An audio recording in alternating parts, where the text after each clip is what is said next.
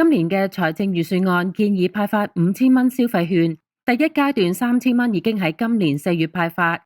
財政司司長陳茂波今日下午宣布，第二期消費券會喺7月16號開始向合資格市民發放。發放嘅金額就係咁嘅。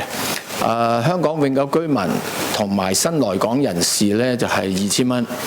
如果係其他透過不同嘅入境計劃嚟到香港居住或者嚟呢度升學嘅咧，就係1000蚊。有關消費券嘅有效日期至2024年2月29號。現有登記人如無意轉換儲值支付工具帳戶收取第二期消費券，無需再次登記。但如果想轉換儲值支付工具帳戶收取第二期消費券嘅現有登記人，就需要喺6月5號至27號喺消費券網站或9間消費券臨時服務中心更改其登記記錄。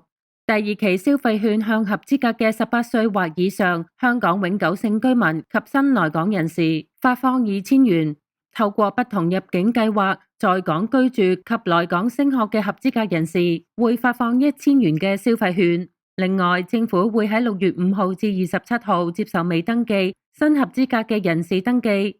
新合資格人士包括今日或之前年滿18歲及喺今日為香港永久居民、新來港人士或透過不同入境計劃來港居住及來港升學嘅人士。如冇永久離開或意圖永久離開香港，並將最快喺7月16號取得第一張3000蚊嘅消費券，領取期限為2024年6月30號。喂，睇完咪走住啊！記得 like 啦、subscribe 啦，同埋撳鐘仔先，撐我哋撐真相啊嘛〜